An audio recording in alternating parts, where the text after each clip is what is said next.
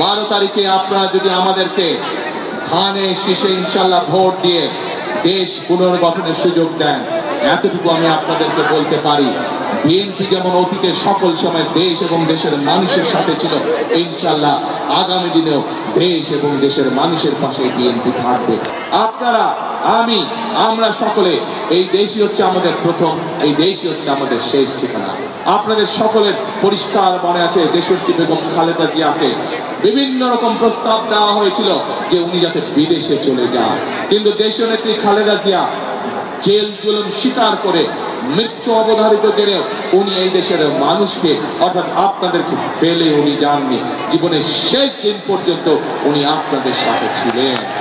প্রিয় ভাই বোনেরা, সেই জন্যই এই দেশকে আমাদের গঠন করতে হবে যাতে এই দেশের সন্তানরা সুশিক্ষা পায়। এই দেশকে গঠন করে গড়ে তুলতে হবে যাতে এই দেশের মানুষ এই দেশেই কম বেশি সহজেই চিকিৎসা পায়।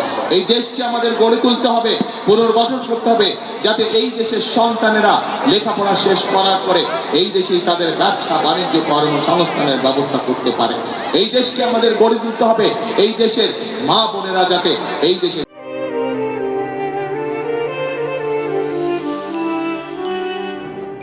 স্বাবলম্বী হয়ে দেশ গঠনের ভূমিকা রাখতে পারে। প্রিয় ভাই বোনেরা, আজ একটি রাজনৈতিক দল হিসেবে, রাজনৈতিক দলের কর্মী হিসেবে আমি আপনাদের সামনে উপস্থিত হয়েছি আমার দলের পক্ষে ভোট চাওয়ার জন্য, এবং সেই ভোট শুধু ভোট চাওয়ার জন্য চাইছি না। আমি আজ আপনাদের সামনে আমি পরিকল্পনা উপস্থাপন করেছি আমরা দেশ এবং দেশের মানুষের জন্য কি করতে চাই। এতক্ষণ আমার বক্তব্যে আমি সেই কথাগুলো আপনাদের সামনে তুলে ধরেছি।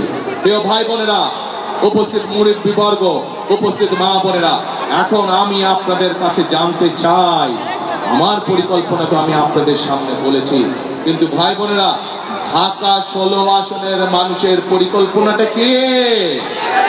আপনাদের পরিকল্পনা কে? ধানের শীষ। কে? ধানের শীষ। 12 তারিখে আপনারা যদি আমাদেরকে ধানের শীষে ইনশাল্লাহ ভোট দিয়ে দেশ পুনর্গঠনের সুযোগ দেন, এতটুকু আমি আপনাদেরকে বলতে পারি, বিএনপি যেমন অতীতে সকল সময় দেশ এবং দেশের মানুষের সাথে ছিল, ইনশাল্লাহ আগামী দিনেও দেশ এবং দেশের মানুষের পাশে বিএনপি থাকবে।